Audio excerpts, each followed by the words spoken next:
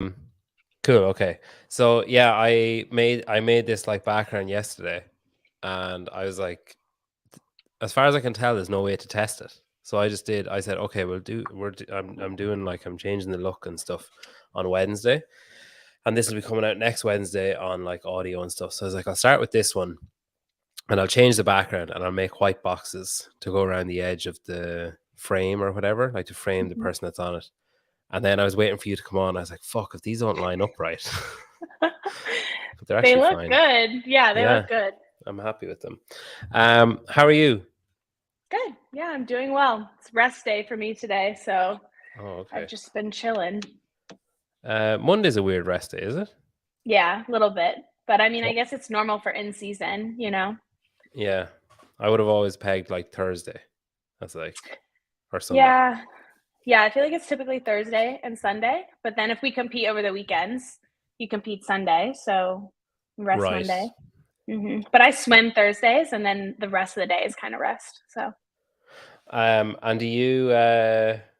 So do you? Are you mimicking? Are you trying to mimic like the intensity yet? No. Are you like, let's go crazy big on a Thursday, Friday, Saturday, Sunday? not yet, not Not yet. I yet. mean, me and Taylor just did a pretty heavy weekend, Friday through Sunday, Okay. and we trained together the whole weekend, so that was quite good. But we're still kind of like building volume, and then over the next few weeks, we'll start switching into some more intensity, and then we'll do a mock weekend at some point. I just don't know when. Okay. Probably like not just the week before, I guess. You don't have many weeks left. It's crazy, isn't it? Like it's Yeah, really. it's short. I mean, like I was the first semi, so I feel like I have the most amount of time to games train, which is great, but it's still only like 8 weeks, and that's not that much. It's like 2 months.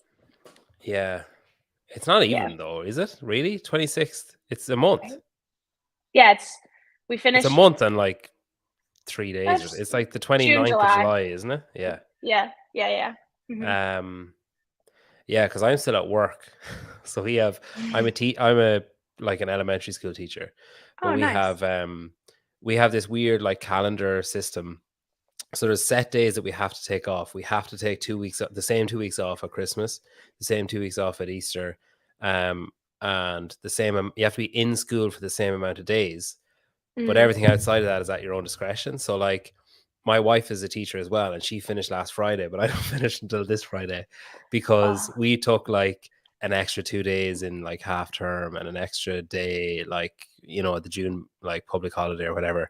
So all those times when I was excessively gloating about, oh, you have to go to work, oh, that's so shit for you. Now it's really just coming back of like, remember that time that you wouldn't let me live it down.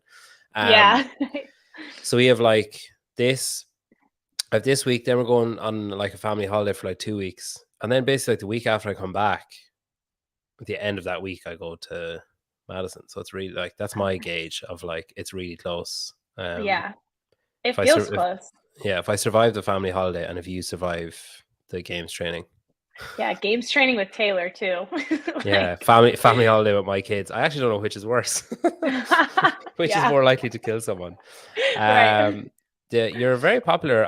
I feel like a lot of this. Well, you're popular anyway, but I feel like you gained a new audience with your appearance on Savannah Show. That was very good. Oh, look at that! Nick's complimenting. He makes it look like he's going to compliment you, but then he compliments both of us.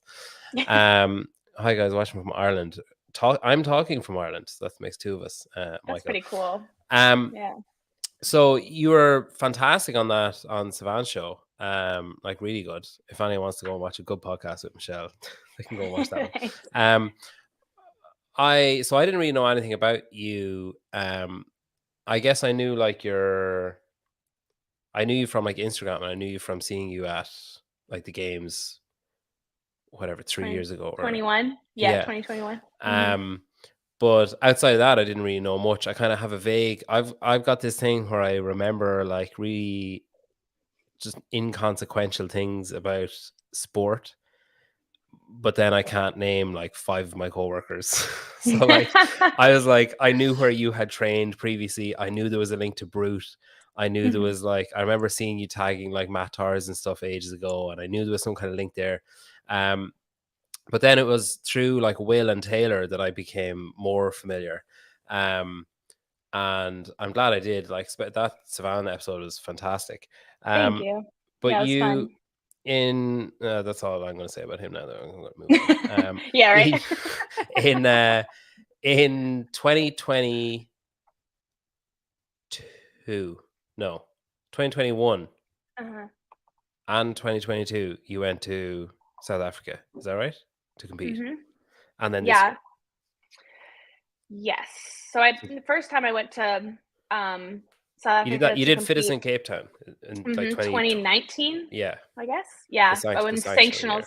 year, Which the doomed sanctional year.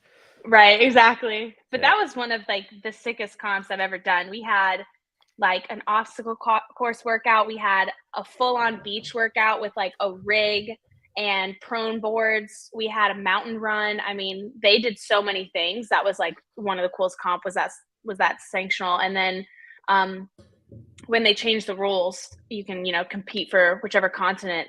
And I chose Africa. Then I've been trying to make it since yeah, I guess 20 you know what, Fittest must have been 2018, and then 2019 they switched it, then 2020, and then made it 2021. So What's it like? Like, do you get much shit from like either from Americans going over to Africa to compete, or from Africans arriving over from America to compete? like shit as in like for competing for Africa, is that what you mean? Yeah, like, do you get people saying like, "Oh, that bitch is coming over here and like take one of our spots," or like Americans being like, "Oh, fuck her," like leaving America to Yeah, compete somewhere else? Americans no, but South Africans yes. And I think it was because the first year that they changed the rules and I decided to go compete for South Africa, was also the same year that I made it. And so they, well, I guess I'm trying to think. Yeah, I don't know. But the year I made it, like I got a lot of flack for that. And like a lot of hate for taking that spot. And then the Like, following do year, you mean like yeah. post, like I got after you came back to America, or like in person while there? Were they like, Yeah, I got in person.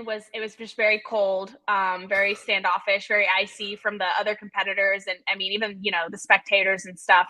from Um, kickoff, like from the first 3, 2, 1 go, or do you mean after at the end? Like, I would say, uh, honestly, after okay, was mainly, yeah, is when it started. Was when I took the spot the first time, and I remember like I won, and they take you straight to drug testing, and Fittest did like an after party outside of the venue. And so I did my drug testing, and like an hour and a half later I came out, and everybody's like outside like having a beer, eating pizza and stuff. And I walked out, and not like I was expecting anything, but like I kid you not when I say there's probably like 50, 70 people outside, and like just like looks, like just stares. Like I didn't get one congratulations, like nothing from like the entire venue. That's when I jeez. was like, oh, they really don't like this. Who is coaching uh, you then? Mike Ratnowski, which CrossFit Cornelius is a gym that's a bit closer to me. So that's the gym that I started out with. And Yeah, did he go with you? he did. That year he went with me. And then 2022, he was still my coach during that time, like through the season, but he didn't come out to Cape Town with me for 2022. And then that year I lost the spot. So Okay. And was he walking out with you as well, like at that awkward kind of eyeing up time, or like yeah. side looks? Yeah. And yeah, he was with me at the time. And it's kind of one of those things, like I do understand their perspective because they are dealing with a lot more variables than like I would say I'm dealing with as far as trying to make elite competition happen. But now, we're 3 years later, and like between last year and this year, there's so many people coming from outside of Africa. I mean, Australia, Europe, Hmm. like, and there was a lot of people from America last year. It was really, I think, too, just like my face was like the first face, especially taking the spot, like the first person to do it. That first year, I don't think there was too many outsiders. Yeah. And so I think that's why I got the brunt of it. And then on top of that, like I am an American too. And so in South Africans' eyes, like it doesn't seem fair. And I get that. But like the level of competition over here is, I guess, higher in a sense, you know, in America. And I would say in Europe too, but It's just a deeper field. Like, you know, it's like exactly. yeah. Exactly. So it's like, you know, if it wasn't me taking that spot, it's still going to be just as challenging. You Yeah. know, it's like, and last year I missed the spot for many reasons, and then this year it's not like I just walked away with a ticket. I think the first year it was between me, Michelle Moran, and Dina Swift, and wasn't as tight. Um, and then the next year, again, there was more people in the field coming from all over, and then this year, like, it was tight all weekend long. Like, Mm. I had 1 point lead going into that last workout, and so it was make or break 100%. And so it's like, you know, the level is stepping up over there 100%, but it's just going to take a bit longer to grow. So What's I'm trying to remember the girl's name. Is it Christine or something? She's like a Zimbabwean that lives in Australia or Australia. something. Because like Yeah, if great it, athlete. yeah, she like fucked up the first event, but only for that it would have been even closer than it Oh finished, wouldn't yeah. it? Yeah. Yeah, I think so too. I think for her, and I don't want to speak for her, but I know that she came in closer to the competition, and there is altitude in Johannesburg, Yeah. and a lot of like I came at least a week prior to adjust, and so I you know, no doubt that maybe kind of like was hard for her to navigate, and I think there was two ways to approach it, like either come a week or so out so you can adjust, or like come right before and like not really let it hit you. But I mean, I came a week out and the next day was trying to work out and it hit me right away. Like, and Yeah. coming from Australia is a long trip as well. So, but she's a great athlete for sure. I think as well, it's not like it's jet lag. It's like it's Yeah. altitude. Like it's gonna, you know, like jet lag is like you can probably get away with that of like, oh fuck it, I'll just go the day before and just go to bed early that night, try and get through it. But altitude is like you have to breathe. You know, like Yes. it's still gonna affect. Yeah. Um so what about then? So that first year you went, you had your coach with you and you got a bit of not like I suppose just a cold shoulder, I guess is how you describe it. Mhm. But then that the next year when you didn't take the ticket, like did you was the coldness felt when you arrived the next year because now you were the girl that had taken the ticket and now was coming Mhm. back to try and take it again? Like did you feel like it was evident throughout the weekend or was it similar? Um, yeah, it was pretty evident. Last year I don't think that like I was yeah, you know, I had a target on my back, but then I also had like a another target on my back. Like Oh, I really don't think that they wanted me to take the lead last year in any sense. And you know, I those guys over there that took fittest over from the original guy that was running it, they had to kind of like maybe learn how to run a competition. It had some speed bumps last year for sure. It was much better this year. Like mm, they absolutely crushed it. But last year all around, like from just judging and like the standard that was being held, was a little bit unwavering throughout the weekend. And so um I also wasn't at my best last year. I was in the middle of a major burnout and I was still trying to compete. So it no matter what happened over the weekend and how the comp was run, it was so good that I didn't take that spot because I don't even think I would have lasted through to make the games. yeah. Um, Or you but might have made it and given up forever. right, exactly, exactly. And so but this year coming back into it, I've, you know, put a lot of that aside and it's like if people want to hate, they can hate. I am following the rules. I do see their side of it, but you know, for them trying to be a full-time athlete really isn't a thing. They have to have jobs, they have to support themselves. You know, they have things like power outages for like 8 hours in the Yeah. day. They have less access to equipment. You and I get it. Like those are real things that they're dealing with day to day. But no doubt that they're still like at a great level. Like I said, the girls over the weekend, like it wasn't a walk in the park. The top 5 girls around me, it was between us like 4 or 5 the whole weekend and it was, you know, it was hard. So, um yeah, I that's just where I'm at with it, you know. It's not something I used to take it on. I actually felt really bad about it for a long time and would let like the comments and stuff get to me. But I just don't Where anymore. would you see the comments, like online or just Yeah, like some stuff on social media. People would make comments about it. I still get some stuff that sometimes that is like, she shouldn't be competing for Africa and stuff. And I understand that I like grew up in People are America. such dickheads. Like, Like, it's yeah, I unbelievable. mean, like I was born there. My family's from there. Like, But you have a if you're, passport, don't you? yeah, I have a Well, passport. that's Like, the I mean, line, like, because like it's not expired. Emma McQuaid had that here as well, where Mm, she, like, she got so much shit for competing under the Irish, like for being Irish, mm. and she got shit for competing under the Union Jack, like for Great Britain. And she was Really? like, yeah, she was like, I'm told where to compete. Like, she was like, if Yeah. I'm told you're in the UK, it's like, okay, I'll compete in the UK. It's like, oh, now Right. the line has changed.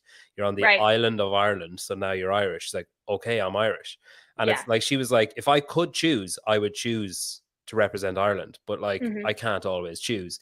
Like, she was like, Ireland don't enter the Commonwealth Games, so I represent Northern Ireland. And she was like, back when I was fittest in the UK or second fittest in the UK or whatever, and went to the games, it was like because I was told it wasn't like I was like, what do you want to do? But then Hmm. like people just they just, I don't know, Yeah. project their own shit onto other, like, like you're saying there about like you understand how the athletes over their feel. But I mean, it's a loser's mentality. It's like, I mean, she's there. Like, you're in their eyes, they should be saying, okay, well, she's there, or someone else will be here. So I just have to Yeah. beat whoever's in front of me, regardless of what their circumstance is and what my circumstance Right. is.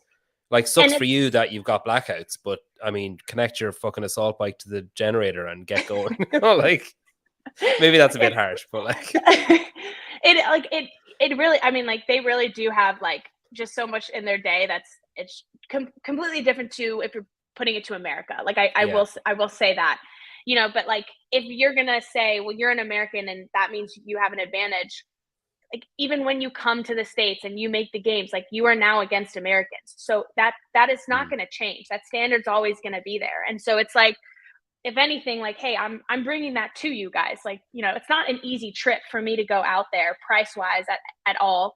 And it's the adjustment of food and altitude and time zone, all that stuff. Like, it plays a role just as much on my side of things. And then for that too, like I've been a sponsored athlete, but on a very low level, in my opinion. Like, I've never really financially benefited off CrossFit in any sense. So, like, I've had to do the same thing. Like, I still have to work to support my training and being an athlete. Like, there is no advantage in that sense. Like, I still have Mm. a job, like, Do you think so, is that a very common misconception? Do you think that because I would have assumed right, that right. because you have like, oh, she's got a big following on Instagram, Mhm. ergo she has like, sponsorships, like she's lying on a bed of money at night.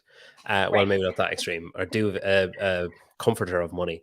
Yeah. Do you think is that a common misconception that if you're well known, that must mean that you have more means than other people? Yeah, I think, and maybe not for everybody, but I do think that's on the side of South Africans or Africa or whatnot. I think that's probably the assumption that they have.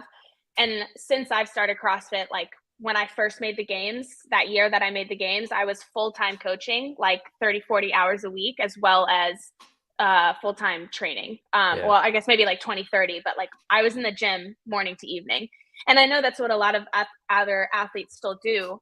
But that's just, yeah, if I had the reality of like being a fully sponsored athlete, that'd be great, but like that's not it for me.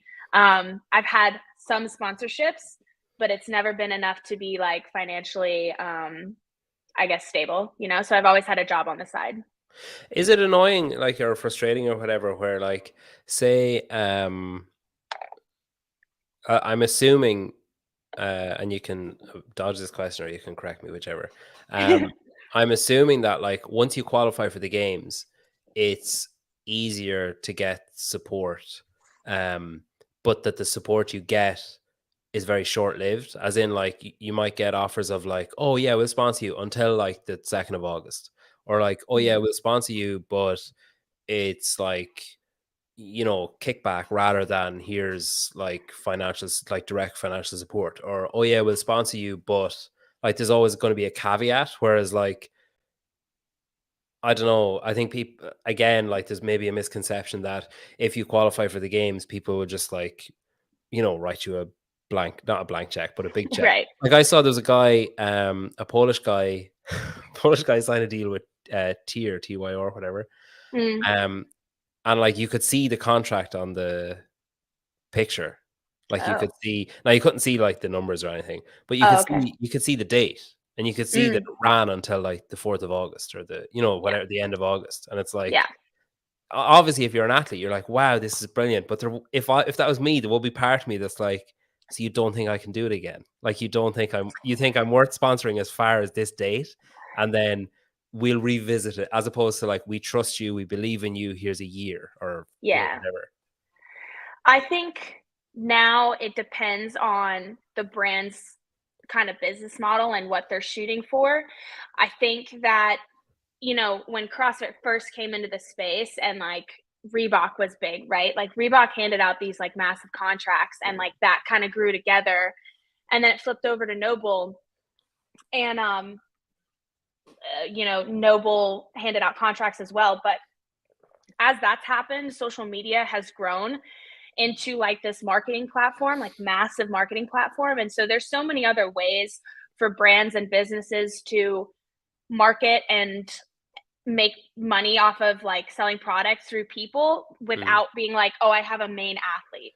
Like they don't necessarily need one person now. Like I feel like it's one route or the other, right? You can like have one main athlete that can probably pull stuff in for you, or you can have like 100 people where you just give them product and now 100 people are in your product. And so like which one's gonna pull more for that brand? I think there's like this pullback, or at least what I've experienced, from handing out like solid contracts, or the price of those contracts has gone down like just drastically. And so even with like, I used to think, especially like before making the games, like I was like, oh, well, you need to make the games and you need to have a large following to get sponsorships. So like, that's what I was kind of just working towards for a long time, is like, A, making the games, obviously that's number one goal. And then B is growing my social media, which was like my high school Instagram. I just like kept posting my CrossFit videos over the years, like, and so I figured that would kind of like equal that out. But now there's like a lot of branding that comes into it, and like, how you portray yourself through social media. And so, yeah, I haven't had the best experience with it. And I haven't had the best experience with like agents or managers either. Like I haven't had a lot of great guidance as far as, branding and what that looks like for an athlete. And so I don't know what other athletes are experiencing, but like, for example, something with like Tier, right? They're going to hand out maybe these short contracts for the games, to get a bunch of athletes in the games. But I guarantee you those athletes are just in clothes. It's Yeah. not paid. You know what I mean? Well, It's shoes, because you shoes. can't wear Right. clothes. So it's just like, Right. it's like, wear our shoes and we'll give you $2,000 or whatever. Like, Right. Yeah. It's something minimal like that, yeah, but like, they're not going to hand out year-long contracts. And that's what you essentially want. You want yeah. longer contracts so that you are building up a salary through a couple of different brands. But Like it's nice. It's nice to get support, say now, because right.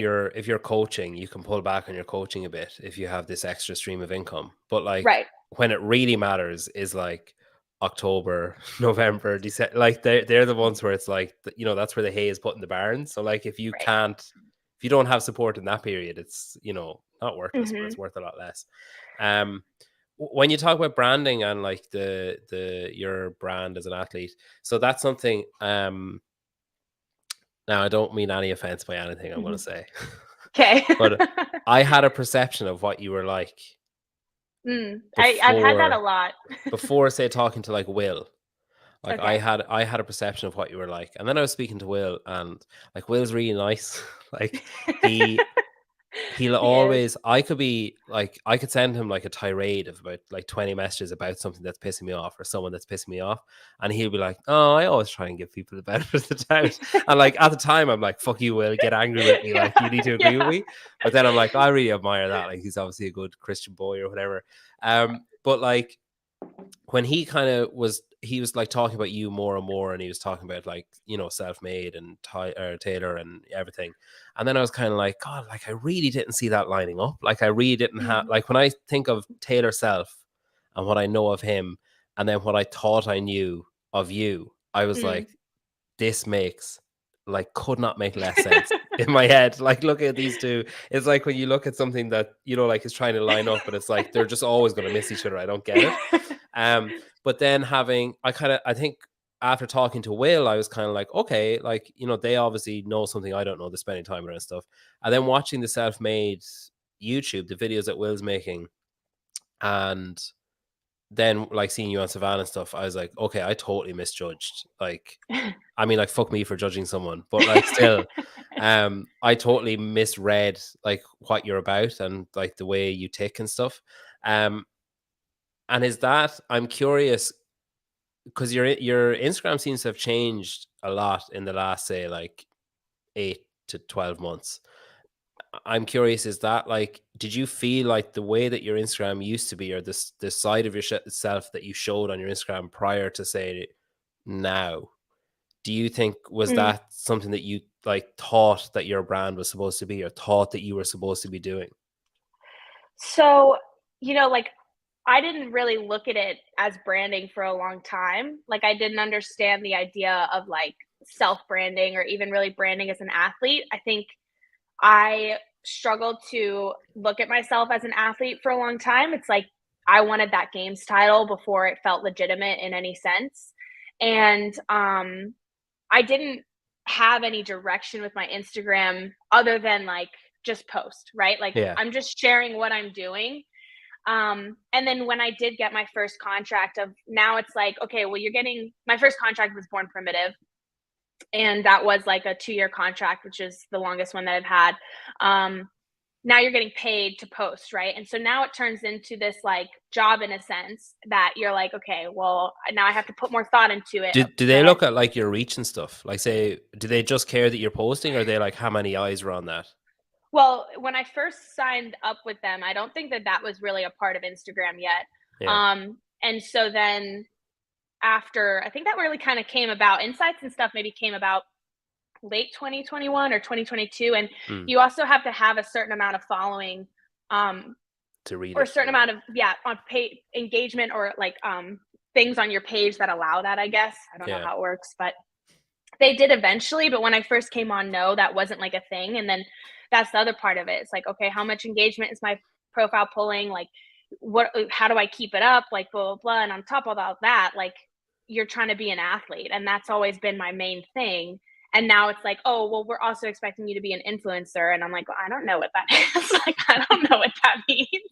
Like, that's not what I came into this space doing in the first place, And so I think that there are really good like pages and like brands and stuff, like other athletes that are branding really well and whatnot.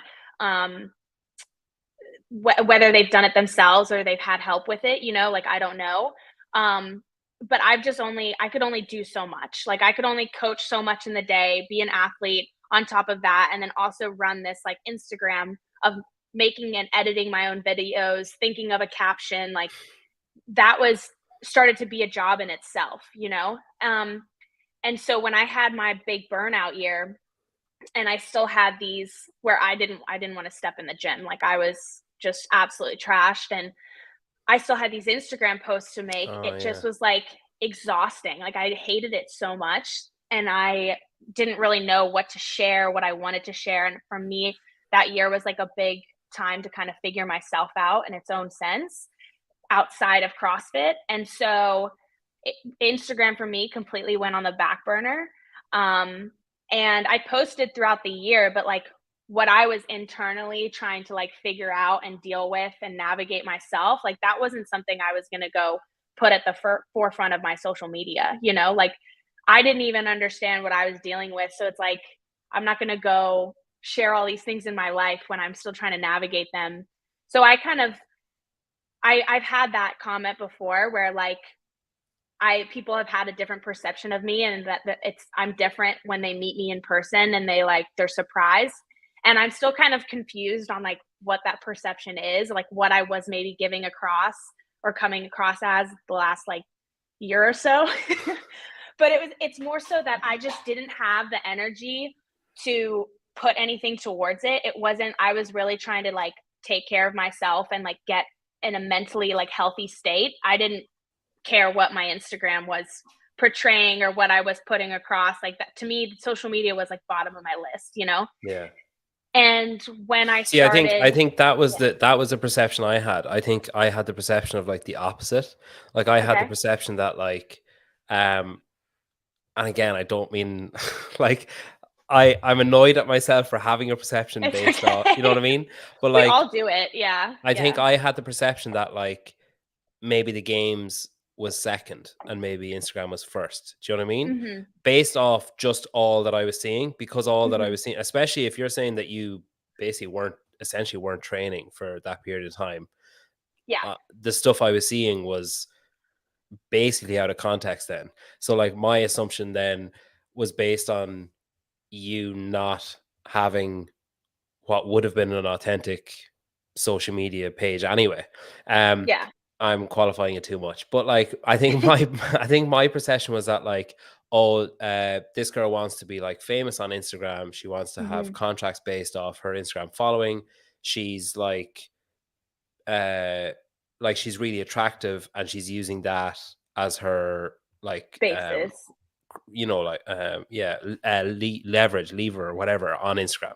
And I think Right. that was my assumption. And then when I heard the Taylor South thing lining up, I was like, oh no, hang on, something's not lining up there, because I don't see him aligning himself with someone that would be like the person that I think she's like. And then Right. when Will made the videos and stuff, I was like, okay, I was way off. Like my Yeah. my assumptions were way off base. So yeah, but we all know what assumed it, I suppose. Yeah, and like you're not the like last year I had other people, some other athletes that like I hadn't even really met before kind of make the same comments to me, and really only meeting them briefly in senses, and it was kind of just this like you don't really like, I guess, portray your personality or like portray yourself through Yeah. your social media or stuff like that. And it wasn't intentional for me too. It was like, okay, well, I'll keep my Instagram surviving. Like I did post, like for some Yeah. reason, like my Italy posts were like a turning point for people. It was like, I don't know why, but like I've had comments on those. It's like, I don't know, when you went to Italy, like it just all changed. I'm like, I don't, y'all, I was That's literally on but a boat. Like I was that's on a pro- boat. I don't know what that's to tell you. proximity though. I Like, that's it's either conscious or subconscious, but that's proximity, because my opinion of you changed when I saw okay. you hanging around with like Jake was there and like people who I have spoken to and who I do know. And then Hmm. when I saw you with them, I was like, oh, maybe I do have something off then. And then the Taylor thing Okay. happened. I was like, I definitely have something off. But I think either consciously or subconsciously for those people, I reckon it's proximity based, where they're like, oh, that's a different social circle than I would have had her pegged in. So, Yeah. you know what I mean? And Like, I get like I get that I kind of teeter that line of like just influencer or athlete, and for me, I guess it was like when it did become a job, it wasn't necessarily fun anymore. Now it's like, oh, like I have to produce content for this company, and it's not like I've ever thought about like, okay, what's that content looking like? Like what's that? You know what I mean? And this is all mid yeah, like either games training yeah, or afterwards of this massive burnout year that I had. And so, yeah, like I totally get where that probably all came from. And in general, I feel like I'm somebody that like I just connect better with people in person. Like I personally myself can get a better idea of who I'm connecting with if they're standing in front of me, and I can like feel that energy, and I can talk to that person and spend time with them and experience something with them. Like that's how I like to connect with people. I'm not like a person that like likes to text all the time or, stuff like that. And yeah. so it has been something that's come to my attention, and I do want to eventually get to a point where maybe I am portraying, this is what I've been told, like my personality a bit better Well, across my social media that's what I platforms. said. That's what I said to Will, because Will was like, Yeah. "Oh yeah, he was like, oh, myself and Taylor are giving a bit of help with like, managing stuff outside of like training and stuff." And I think it was after I'd seen one or two of the self-made things, and I was like, just get her to show herself, like just to show that side of what she's like all the time, and like Hmm. just have a constant stream of that on every platform, and she'll do fine. Because it is, and I totally empathize with what you're saying, where like sometimes, like I said to my wife earlier on, that like there's a new sponsor coming on the show, And my wife was like, I was like, oh yeah, they agreed, like it's great. And then she's like, oh brilliant, like what are you gonna do now? And I was like, I don't have a fucking clue. I was like, I can't remember what I said to them. I can't Yeah. remember, like we had a meeting, but it was like there was no email or anything, so I can't remember what I said I do. But I said I do things.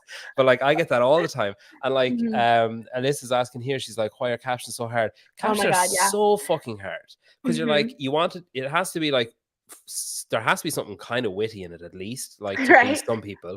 There has to be something maybe like thought provoking or poignant to please other people. Or you can go down the route of like really fucking pissing people off. And like Mhm. that'll, if all you're after is engagement, like just have at it. Just Yeah. say like CrossFit is shit and just leave comments open. Um, but like it is hard, and and there's that originality thing that you want to be different and you want to be original and you want to be like interesting or funny or whatever. But then there's Mhm. also that fear of like, well, what if I try something new and it doesn't, or other people don't like it, or I like it but other people don't like it, or what if I try Mhm. something different but then the old thing worked way better, so then I go back to the old thing, but then maybe that's boring and maybe I need to change. So what I started doing about like a year and a half ago is I was like, fuck it, if it makes me laugh, I'll post it. Yeah. If I think it's thought provoking, I'll post it. If I think it's Mhm. good, I'll post it.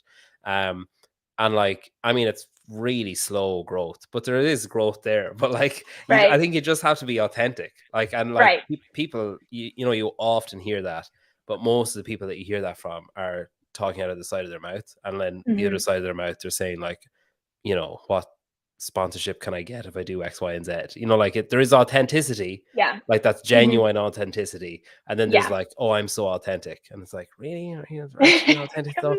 Um, Yeah.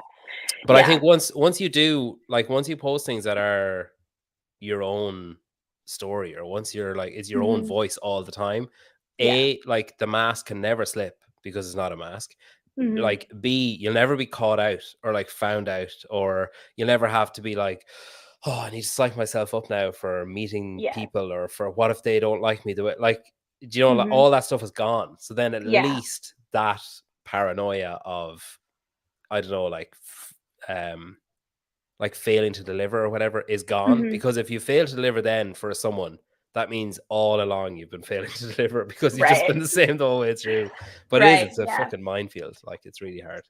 Yeah, exactly. And it, like, before kind of like I think maybe before TikTok, because I feel like TikTok's what kind of changed a lot of things as far as like an influencer goes. Like it almost legitimized a lot of that, like Hmm. making content and like making money off content. Like truly, like if you find a niche and like say you're like funny, like Sam, what's his last A name? cornfork, yeah.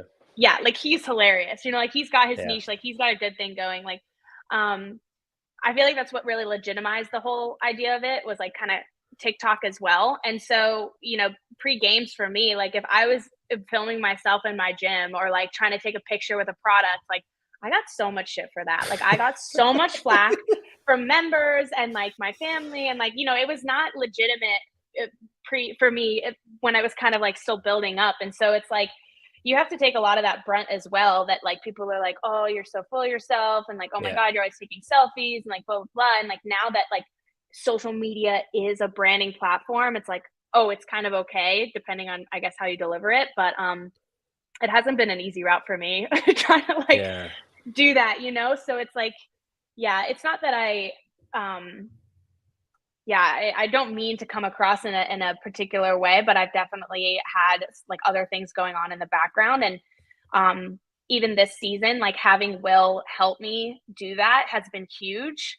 It's just taken Just that like give him your passwords. yeah, Just no, say like, that's what, here, there yeah. you go. That's what we did for Yeah. semifinals. Don't Yeah, let him into exactly. your DMs, but give him your passwords. Yeah, exactly.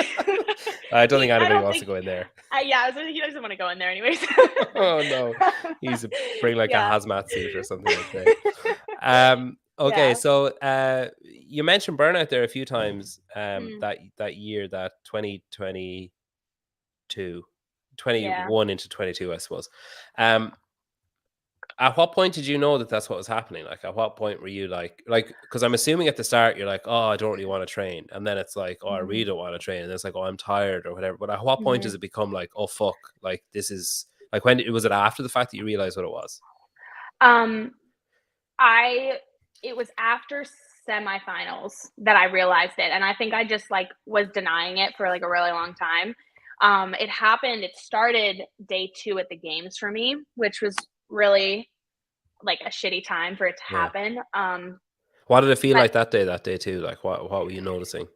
I remember I woke up that day and like I could feel it kind of building over the week. Like I'd made the games, like this was a 6-year goal that I'd like finally achieved. Mm. And I was just not that interested. I like was like, damn, I have to do this. Like I have to go compete. Like I'm so exhausted. Like I didn't really want to compete. And then day 2, I woke up and I remember like I just had no thought process. Like I couldn't think. I wasn't connected to my body in any sense. I had just these like emotional like surges coming up. Like I literally cried the entire day in the back of the arena, and then I would go compete and then come back and just cry. Like, it was ridiculous, but um it was just such Shocking that never made the documentary. It wasn't right. just like a Right. collage of like a montage of you crying to 80s music. Honestly, it probably would have done really well. Like Yeah. And like, um were there like more like say veteran competitors like checking in on you, or were people just like, oh, don't look, don't make eye contact? no.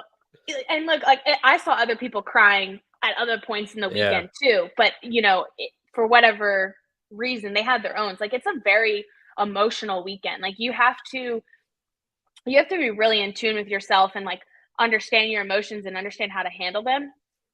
And at the time, I didn't know how to do that. Like I didn't know how Mm. to kind of like self-regulate those emotions, or even understand what I was feeling. And so, but no checking in on it's to each, like everybody's taking care of themselves. Like nobody's trying to pat I anybody feel else like on the maybe back. some of them, I can imagine Tia's first year, she was like that. Like you can see people's progression Mhm. over time, and I imagine Yeah. that like there was probably people like she was a bit of a crier. I remember just based off that first documentary, she was a bit of a crier, and she was very Mm, like hard on herself and stuff. So I feel like yeah. if people did see you, they were probably like been there.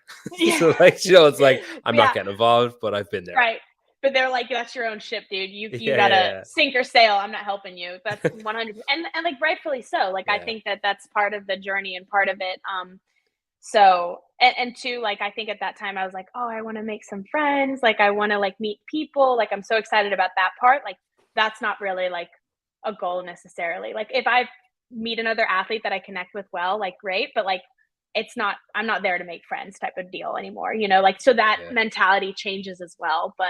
Um but yeah, so I started after the games, that like emotional crying and stuff went on for like almost 3 months before I finally got into therapy and started working through some stuff. Can I Wouldn't ask, step foot like, in a with the gym. crying and stuff, Mm, was it just like randomly, was it like you'd, yeah. spill some cereal and start crying? Or was it like you'd just be sitting on the sofa, like go to Mhm. turn on your TV and just burst in? Like, was there triggers Yeah. or was it just like random? It was Even if the probably triggers like were irrational, was there still triggers or was it just like out of nowhere? not so much irrational. It was probably just like anxiety triggered. Like if my like thoughts, if I just kind of lost Okay. control of my thoughts, one thing, and then other times it would just be like tears coming out of nowhere, and they would go for like hours at a time. And like I really thought that I was like there's something wrong with me, and I was like freaking out. And so later on through therapy, I started to understand that I was really going through like a massive grieving process of like understanding my childhood a bit more and like childhood trauma and stuff like that. Um, and so what was hitting me was like just these emotions that had been pushed down for so long, like they were just coming up. And that was the part where it was like I had no control of it.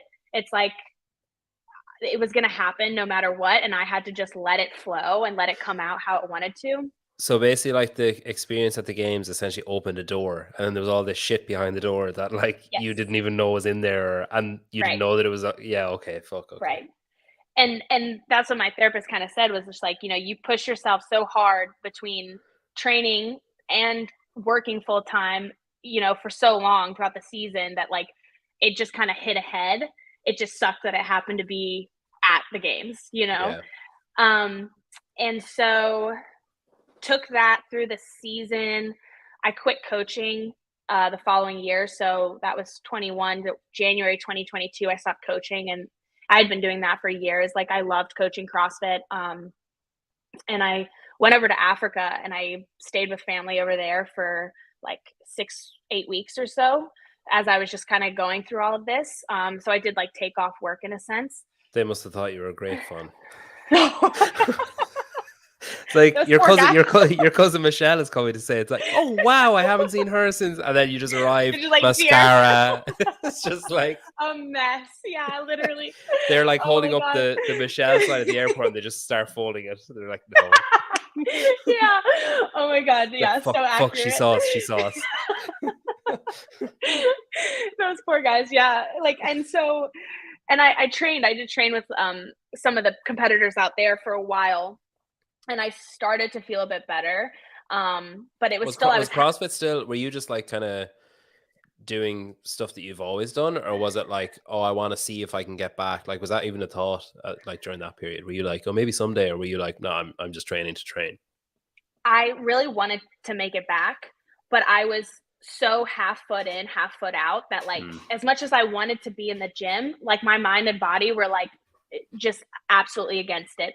I could train for like a day or two and then I would be exhausted and so sore. And I was still having these like emotional waves of like crying in and out. And so it was so off the whole time. And if I had just listened to myself and like taken a step back and be like, you know what, the season's like not meant for me. Like I need to just chill out. But instead, it was like I didn't know how to let go of CrossFit. Like I didn't know what else to do with Yeah. myself because it's like, you know, it's all you know for like the longest time. And so that just like made the process even longer. Pushed myself through the season.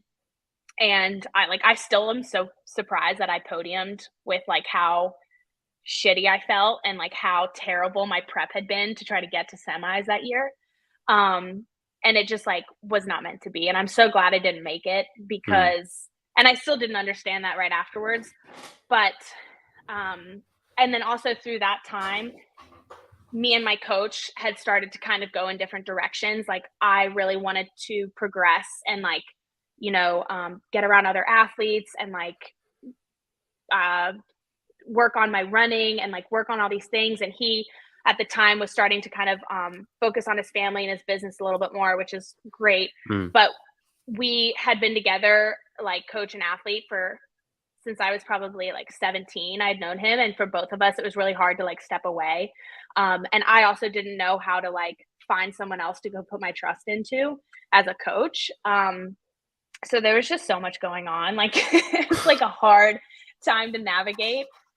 And then post semis, I finally just like threw in the towel and I was like, I'm not doing CrossFit and like until I feel good. Like I feel so terrible in every aspect of my life. Like I don't care to CrossFit or anything like that until I fix all this other stuff. And that's when I finally like threw in the towel and just let what was happening happen, you know? I think I read somewhere in some circular or something that you're not supposed to use CrossFit as a verb, but I let you away with that.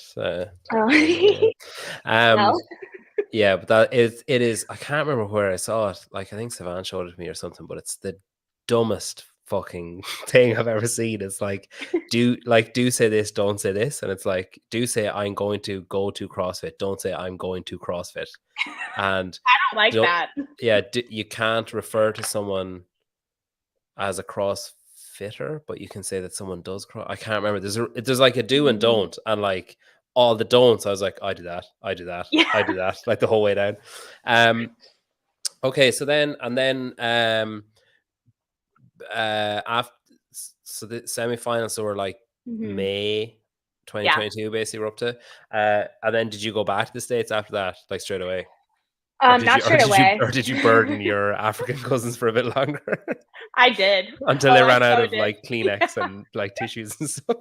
Yeah. I stayed I think like another 2 weeks and just like chilled. And even my prep for semis, I would go box and I would go kite surf and like or learn how to kite surf. I was trying to learn how. And I wasn't even doing like a full prep. I was just like barely gymming. But then I came back and I remember I had one friend. Did you notice a change after when? So you were in Africa for a while before semifinals, and then you did semifinals, and then you were in for another while afterwards. Did you notice a change in yourself after, like when that was gone? Was there a burden lifted when that was gone, or was it still just the same as it had been prior to semifinals?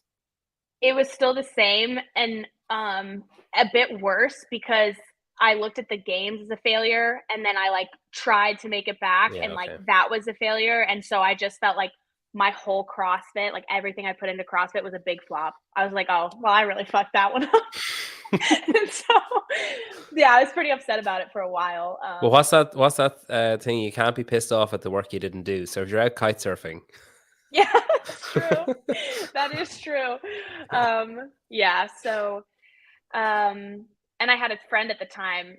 He was like, I'd been kind of talking to him throughout this process, and he was finally like, "Look, Mish, if you don't make like if you call me a month from now and you haven't made any changes, like I'm not gonna feel bad for you. Like I'm just not. Like I'll have this conversation with you again, but like you're getting no sympathy from me, you know." yeah. And like it was such good like honesty, and that like I was like, okay, I don't want to call him a month from now and still be upset at where I'm at. And so that's when I really decided to like step away from my coach and like, all right, how am I going to change this? Like, what can I do to get myself back in a better position? I guess. And so you came home, and how long after you came home did you, or how did the relationship with Brute start? Was that just like you saw their athletes doing well and thought, oh, that could be good? Yeah, I think Matt had been recommended to me by like two other people. And I obviously know of all the other programs out there, but there Hmm. wasn't too many that I really felt like I maybe would align with. Um, and so I reached out to Matt. I also reached out to Underdog at the time. And I was kind of going between those two. And I liked that Matt was like a bit more one on one because that was more so the situation I had with my last coach. And he understood my situation. He understood that I was burnt out. I told him at the time, I was like, dude, I'm probably like 2 years out from ever making the games again. Like, I physically and mentally just felt so terrible. And so he was like, I'll work with you. And we did. We like progressed very slowly back into things. Um, at one point, I was only working out like an hour a day, like 4 days a week. And so it was really just getting to a point where I'm like enjoying it. I really didn't put anything on competing at this point. I was like, I don't care if I compete right now. It's like when you're at that point where like I don't even want to be in a gym, I don't want to step in a gym. Like that's to me felt like such a low that like I never want to be in that point again. You know, like I Hmm. don't if I'm not competing, but I'm at least getting 45 minutes in and I'm taking care of myself, like that's enough for me.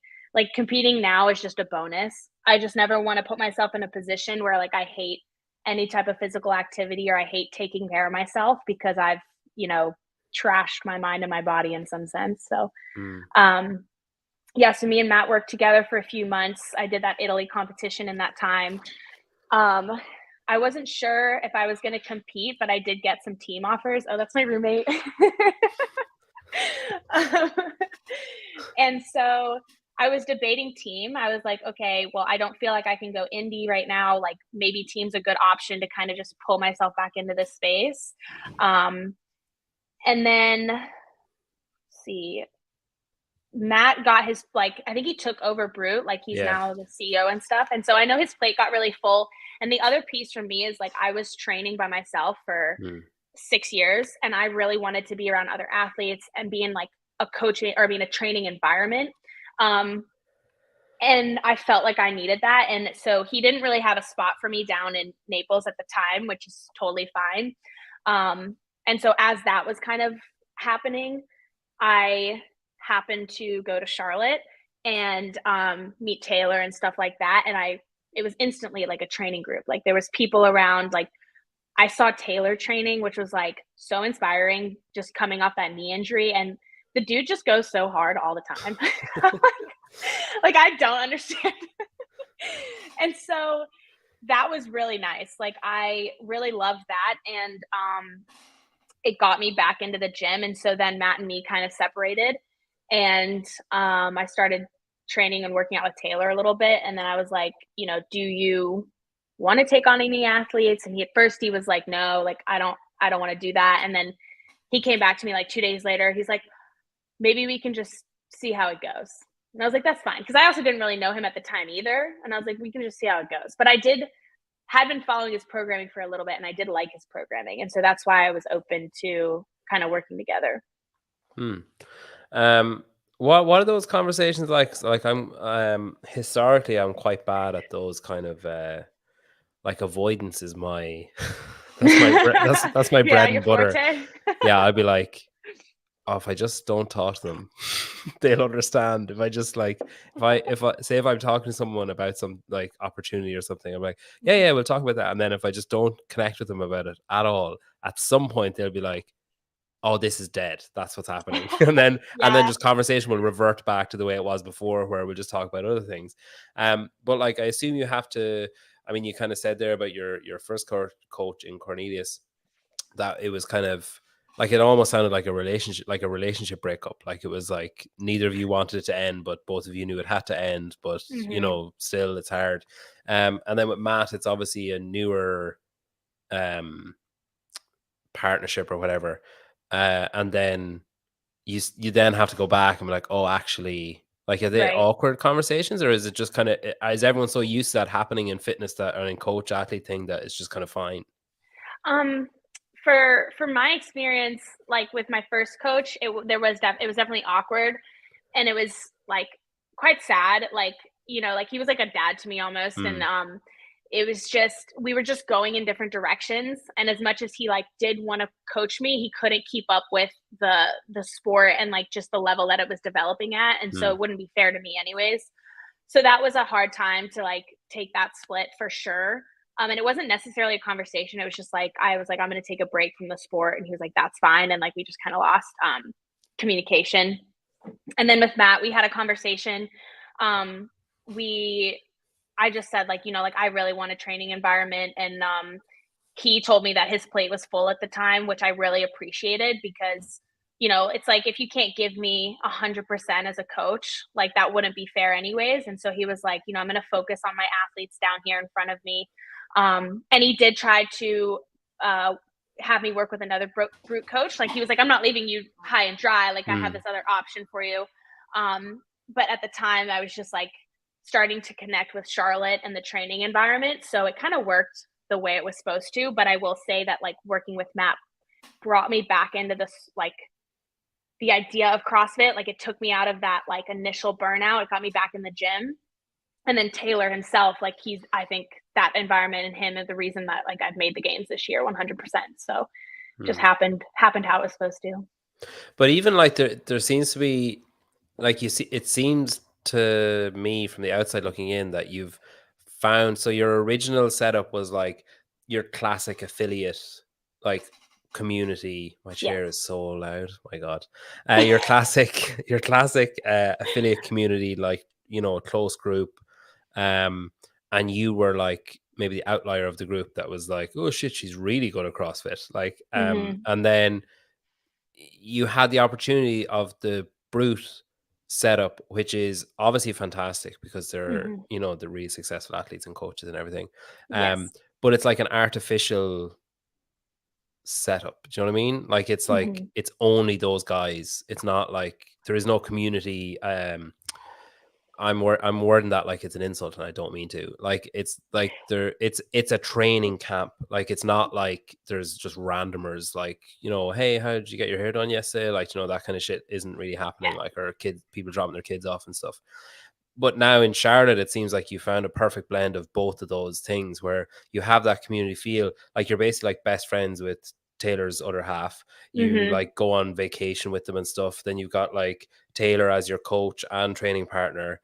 Mm-hmm. And then you've also got like, you know, no disrespect to him, but people like Will, who are like not, like not having aspirations to be like, I'm going to be an elite athlete, but are just going to train and have fun and stuff, and other people like that. But then you also have that dynamic of, or that group of people who are like, oh, I would like to make semifinals, or, maybe not this year, Yes. but maybe next year or whatever. So you have got that. It seems to me that you've got that perfect blend of both those options that athletes have, of training on your own. You've got a garage gym, training as part of an affiliate and a community. You've got that Mm-hmm. with like Taylor, his other half, and all those other people and stuff. And then training as part of an elite training camp. You've got that Yes. of Taylor and the other guys. So like Right. it seems like it is kind of the perfect blend. Yeah. Yeah, and it wasn't it really did feel like it just kinda, like, fell into my lap.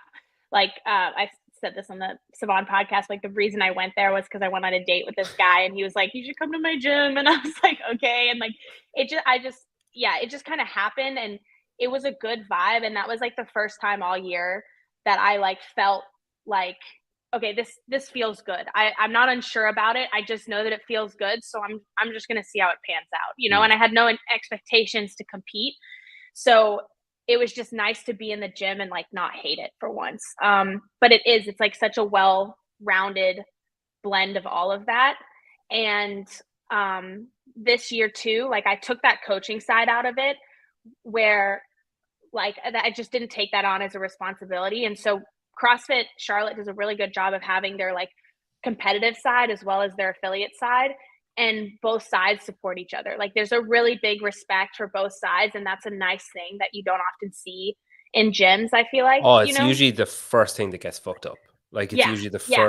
the people always fall at Right. the first hurdle where the, like, competitors class becomes, like, the intimidating thing, and it's, like, Right. separate, and it's, "Guys, we need to move out of the way now because the real big Mhm. dicks are coming in," or whatever. Right, right. Yeah, that's usually Yeah. people always, like, usually fall at the first hurdle with that shit, so fair play to them for that. Yeah, yeah, they do a great job of that, and like, I get the brute thing, like, I don't take any offense to that, like, when you have a training environment, especially a good one, you should be particular on who you let in and Oh, into your man, one space. one person can fuck it up. Not saying that Oh, you would have, but, like, no, but, one, like, like, 100%, yeah. yeah, yeah, I mean, like, And then if you I lose it, it's like, good luck getting that back. Even if you get rid of the right, person that, like, messed up the chemistry. And it could be, right, like, a really nice person that, yeah, like, with oh, no yeah, problem, but then you bring it, mhm, just it could set 2 separate people off against each other, or inadvertently cause some kind of reaction. Yeah, it's so, 100%. like, s Personality yeah. dynamics and just like yeah, so, I get all of that stuff, and it's not like I went to Charlotte and I just, like, jumped into all that. It progressed for me. Like, I was very reserved at first, to change gyms was, like, a huge thing, and, like, even now, just, like, being able to be so open and responsive and, like, how I am on this podcast, I wasn't like that back in November. Like, I was much more reserved, like, much more just, like, protective of, like, where I was at, and so, um, I had to build those relationships and connect with those people in due time. It wasn't like it was just something that, like, I got to dive right into. It's something that I had to, build into, which I'm just very grateful for, but, yeah, I get both sides of it. Hmm. Um, I'm not sure if this is I love how Peter sounds like he'd be in Snatch alongside Brad Pitt. I think that the fact that he says "I love" makes that sound like it's a compliment. Yeah, I think we should take it as a compliment. Yeah, I I don't don't know. know. That's like kinda I don't saying know. someone sounds like, what was that Tom Cruise movie, like, Far and Away or something, where he's like, "Oh, be Jesus, look at the street." Like, real, like, fake, like, over the top Irish accent. I know that wasn't Brad Pitt's accent, but still. Um, yeah, it's just perpetuating stereotypes, really.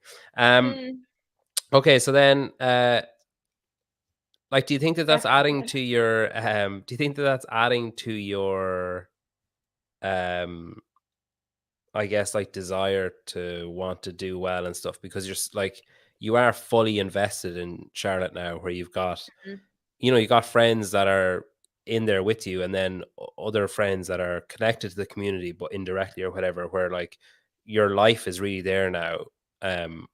Do you think that that's adding, like, kind of fuel to the fire of, like, obviously it's great for Taylor and his business that you're going to the games, and it's great for his reputation as a coach, and it's mhm, great for the gym. It's great for Charlotte that they've another games athlete going and stuff. Like, there's all that stuff to consider too.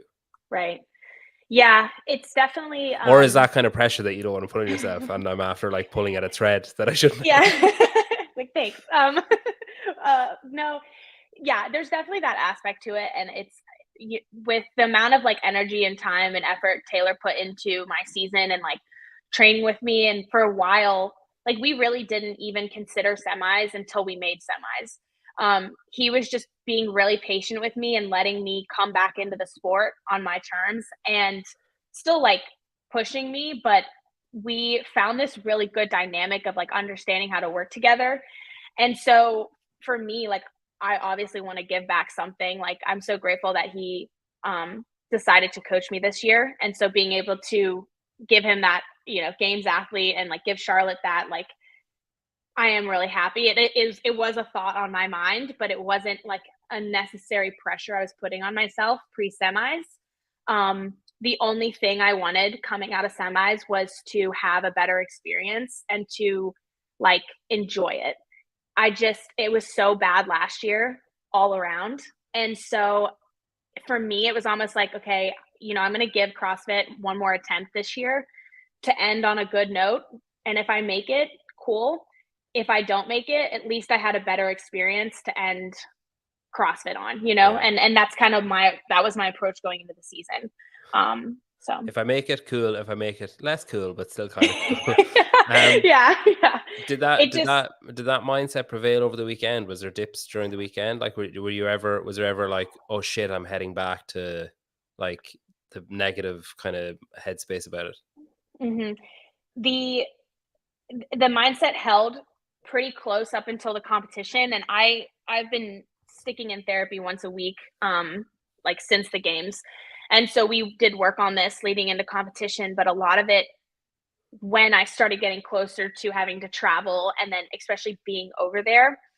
Oh, because the therapist wasn't there, so it's harder, I suppose. Right. Yeah. And I went out there without Taylor and Will. They only came the day before, but a lot of the experience that I had last year started to pop back up. So you start to associate things with stuff you already know. And so a lot of negativity would come in and out through the weekend, and especially pre-competition. And I had to just keep pulling myself back to like, same thing I just said. It's like, okay, winning is one thing, but we're here to like enjoy it and like have a good experience and not hate every minute of it. Like I had to stick back to that goal. Otherwise, I think I would have quickly lost myself. But that week of, it definitely became like, I was like, if I don't win, that's just like really not worth it. Like you definitely want to win. You were in a bit of a hole as well, though, weren't you? You pulled it back, like you were out of qualifying for a good while. I got a penalty in quarterfinals, which was rightfully so. I messed up some of my V-ups, like quite a few of my V-ups. So they penalized me for that, and that's why I dropped back, which was okay. Like I knew I was going to get that penalty. I did the workout, and then after the fact, I was like, shit, those were not good reps. And it was my own fault. I didn't properly read the standard, so that was on me. So I'm perfectly fine with that penalty. But I also knew, like, past day one, I would bump up to, I was like, I'll get myself into the first heat. But yeah. Yeah. How much did Taylor pay you to say that it was your fault and and not his? Yeah. It's like, that's my fault. Yeah. I own that mistake. No, I just like I wasn't paying attention. I should have been. But and then through the weekend, a lot of that up and down was happening. That was the first time that I'd ever been in competition. Like usually I would get really bad nerves before the competition starts. Like, that feeling where you're like nauseous, and so I was expecting that. And I never really had it before that first workout. And I was just like, oh, I think I just feel prepared. Like, I think I just feel ready to like do this. And that was like a cool thing to experience because up until that weekend, I would just be like a nervous wreck until that 3, 2, 1 go, and then that first workout was really rough. I felt good going into it, and then in it, I felt terrible. Like the running felt horrific, and it just was initially like first workout mental battle the entire time, like the entire 25 minutes. Yeah. And I placed much better than I thought I was going to, but mentally, I didn't have as much capacity to push myself than I thought I was going to. And so it wasn't even physical while I'm like on the runner and I'm pulling the sled. It was just like keeping myself checked in was so hard for whatever reason. So then what was the next workout? The muscle up, right? Yeah. Yeah. So we had to pull it back for that. I was like, this is something that I can lock in a bit better too. We practiced it quite a bit that week of, and like locked in a bit better there. And then Linda the next morning was okay. And then that running snatch workout. So the few weeks leading into semis, I injured my hamstring. So I couldn't really run in long strides. I had to take these like short, choppy steps. So my running really got hindered. And it's already like my weakest thing. Um, and I had like a 27-point lead or something from the first 3 workouts, and then won the snatch. But on the snatch back to the run, I took like a 15th place and I lost my point lead completely and dropped to second. And so when I found that out, just like cried. I was like, it's Okay. over. Like it's done. And Taylor, like, And that was he let end me of day. That was end of do. Saturday. Yeah, yeah. Okay, so yeah, and you had 2 events left on Sunday. So And then I knew I Taylor's was like like, trying to pull you out of it then that night, mhm, basically. But then it's yeah, even like that's the thing as well that I always feel bad if someone has a shit finish to a day. If you say if Linda hadn't gone well, but then you hmm won the snatch event like an hour later or whatever, hmm great. Like you're flying. But when you have a lack of redemption opportunity for like 14, 15 hours, that's a long time to be like, I fucked it up, I've ruined it, like it's gone, bruh. as opposed to like walking off Linda and being like, oh geez, I really fucked that one up, at least we got the snatch event in an hour. Yes. Oh my, literally to a T. Like you're just sitting in that for so long. Yeah. And I immediately was just like, I can't get those points back. Like, or I also, not that I couldn't get the points back, it was like, I knew that I would have to place really well in the next 2, if not win them. And that was a lot of pressure. And that was hard to sit in as well, of having that. And so Sunday morning, it was just like so intense. And I don't Because are you really, like there's some people that are like, like just fuck off, leave me alone, like don't talk to me. I just need Mhm. to like wallow in this and I'll come out of it or whatever. But like obviously Yeah. you presumably don't have that thought of like, I'll be fine, just leave me alone and I'll come out of it Yeah. myself, thinking like, well, the last time it took me like 6 months. So like when is Taylor like sitting down beside you being like, because obviously you can't, it'd be disingenuous to say like, "Hey, look, everything's going to be fine." Like it's just Right. hollow. It's like telling Yeah. someone it's like telling someone to calm down when they're pissed off. Yeah. It's like, well, that's not Then going I to would help. tell him to fuck off. Yeah. Yeah. So like, is he like um tough loving? Is he like, compassionate? Is he gentle? Is he saying like, fucking sort yourself out? Like this is, like what Yeah. what kind of approach is taken? He has Or does he just coach. try everything? Is he like, Yeah. hey, it's okay, slugger, like, don't worry, you fucking piece of shit? Is he just like Yeah, flip yeah. flopping? Is he just being Taylor? Yeah. Like, no, this is the coaching part of him was very much like smart and strategic to only really like put on my plate what I needed. Like Mm, he didn't say things like, okay, we have to win the next 2 workouts, right? He didn't like put any type of pressure or whatever on. If anything, the coaching side really just like was like, hey, remember why we're here. Remember what we're after, right?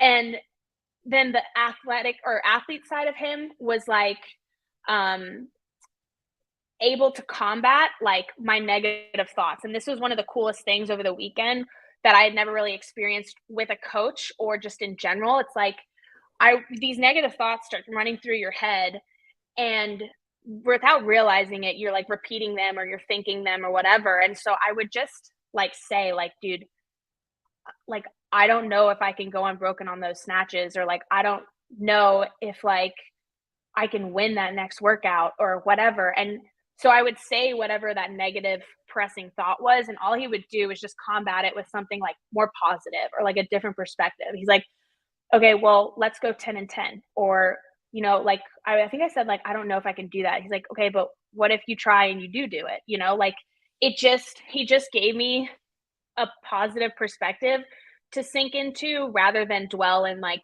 that other shit for 14 hours. And I think he could do that because he understood the position I was in, because he has that athletic side himself. He's an athlete too. And so having that really helped my mentality in those low points, because it was literally this all weekend long. Like it was never just we're chilling. Like it was up and down. And that was what was some of the biggest game changers for me. And so we went into Sunday, we had a game plan. I knew that it was like a decent workout for me. And the first overhead squat, I like missed. So I like got it up and dropped it. And then I had to catch up, but I still went like 10 and 10, consistent on the row. the 2 legless. I was like, okay, cool. And then I took the lead on the strict handstand push-ups. And then I got to the rope first. So I did my first rope. Oh, that was the And one. That was a fucking ridiculous race. I remember that now. dude, Yeah, that was crazy. insane. Yeah. And so then the 2 girls that I had to beat, which was Christina and Mariska, they did their first rope, and then I went up for my second, and I failed it. And I was so mad. I was so livid. And because I was like, okay, well, it's done. I just fucking lost it. Like, once you fail a legless, you have Yeah, to wait. Like, so then Christina went up, failed. Mariska went up, failed. And I just look at Taylor, and he's like, just wait. Like, just wait. And we're all standing there for like, well, we're sitting, we're stretching our forearms, we're chill. It's like 3 or 4 minutes. This clock is running, and it's so intense. And we were just waiting on who was going to go first. And so finally, the 4th girl, I'm going to say her name wrong, Guillermo or something, but she went up and she made her second. And so then we had to go. I think the other 2 girls went, and then I went, but I led the handstand walk. I went unbroken there. So yeah. then me and Christina got to the rower around the same time. Mariska pulled so fast on her row.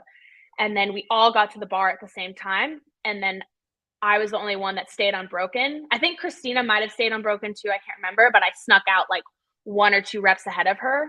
And that's how that win happened. But like, just insane. Like, it was so insane. But that it's mad because like that whole workout is basically like it's basically like a weird metaphor for the last like for that competition and for the last like 12 months of like these moments of like, oh shit, that was close to, Mm-hmm. oh, I really fucked this up now and it's over. And one of my guys like, oh, actually maybe it's not fucked up, maybe it's okay. And then like Taylor calming you down and coaching you through a rough moment and then you coming out on top. Like it's Yeah. really like, yeah, it's like Yeah. perfect. And that was like the first time really understanding of like how to stay in it to the last second, like truly stay in it to the last second, because you Yeah. just never know, and obviously depending on the workout, I guess, but like that was such a good learning experience. That one and the last one too are probably like top 5 workouts that like I remember that of just like some of the best athletic moments for myself, I would say. Do you mean athletic as in capability or like mentally? Probably mentally and Yeah. athletically, because when your mind's locked in, then I think you can physically go more Yeah. than you realize. Yeah. Um, so games training now, um, is this your favorite type of training? Like, is this the glory days? Is this like this? It's sunny. You're outside. You're swimming. Yeah. You're flipping pigs. Like, is this is why you do it? Like, This is like the best part. I love games training because there's just so many variables. There's so many things to practice. And then the stress is off. Like, yeah, you've got to where you need to go. You just need to do yes. it basically. Yeah. Yes. And is Yeah. Taylor like? Because Taylor is passionate. Um, about coaching, Mhm. programming, and the games and the sport. Like he's real dork about like the sport and stuff.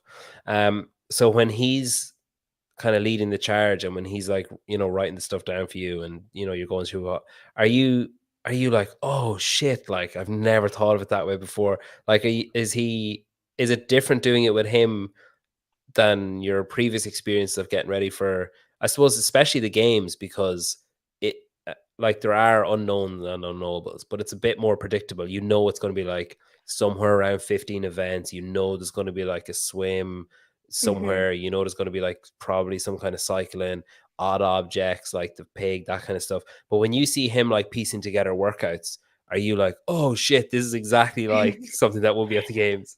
Yeah, that's one thing I love, is that he just like knows all that, and he's in all that, and he'll think and like be up to date with things that like I'm just not paying attention to, because I'm paying attention to just my athletic stuff.